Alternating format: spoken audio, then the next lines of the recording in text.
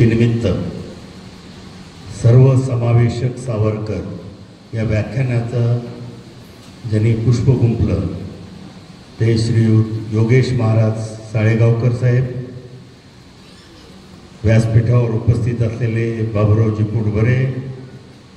सन्माननीय मोहनरावजी काका सोळंके, मोहनराव दादा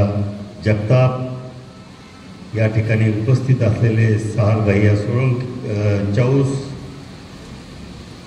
गौरीताई देशमुख, रुपालीताई कचरे, सर्व सन्माननीय व्यासपीठ, समोर बसलेले सर्व सन्माननीय ज्येष्ठ नागरिक, माता भगिनी, बंधूंनो आणि तरुण मित्रांनो, आज समस्त ब्राह्मण समाज माजलगाव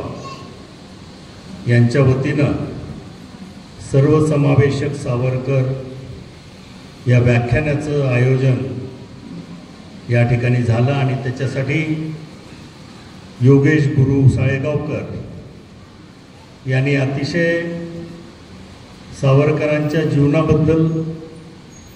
त्यांच्या विचाराबद्दल, त्यांच्या हिंदू राष्ट्राच्या या संकल्पनेबद्दल या ठिकाणी फार थोड्या वेळामध्ये जास्तीत जास्त माहिती देण्याचा प्रयत्न केलेला आहे. त्यांनी या ठिकाणी सांगितलं की स्वातंत्र्यवीर सावरकरांवर जर बोलायचं झालं तर 1 आठवड्याचा कालावधी आणि प्रत्येक दिवशी 2 तासाचं व्याख्यान हे आयोजन झालं तरच खऱ्या अर्थानं या विषयाला न्याय दिल्यासारखं होईल. मला या निमित्तानं निश्चितपणानं अपेक्षा आहे की भविष्य काळात माजलगावमध्ये असं व्याख्यान 7 दिवसाचं व्याख्यानमाला या ठिकाणी निश्चितपणानं या ठिकाणचे जे रसिक आहेत,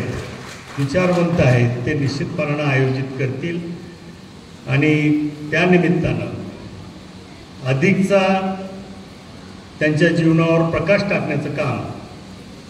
व्याख्यानाच्या माध्यमातून होईल ही अपेक्षा या निमित्तानं व्यक्त होईल.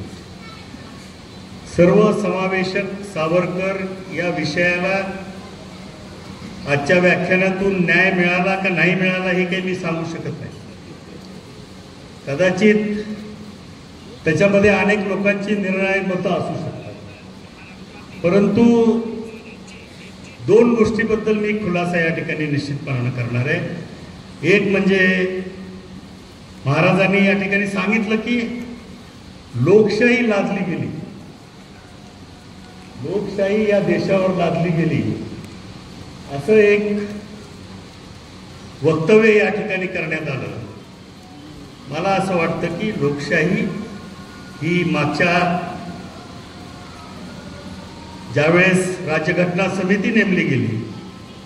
त्या राज्यघटना समितीनं विचारपूर्वक, अभ्यासपूर्वक अनेक विषयाचे त्या राज्यघटना समितीचं जर इतिवृत्त आपण कधी वाचण्याचा प्रयत्न केला तर प्रत्येक शब्दाचा काय अर्थ होईल याच्या बाबतीत विशेष काळजी घेऊन ही राज्यघटना डॉक्टर बाबासाहेब आंबेडकरांनी या देशाला दिली. आज या राज्यघटनेच्या आणि संविधानाच्या माध्यमातून जे काही एक नागरिक म्हणून आपण हक्क बजावतोय, ज्या काही आम्हाला विकासाच्या संधी मिळालेल्या आहेत त्या या राज्यघटनेमुळे मिळालेल्या आहेत आणि म्हणून निश्चितपणानं ही राज्यघटना किंवा संविधान हे आमच्यासाठी निश्चितपणानं अतिशय प्राणा इतकंच प्रिय आहे आणि म्हणून या घटनेमुळं, या संविधानामुळं आम्हाला लोकशाही मिळाली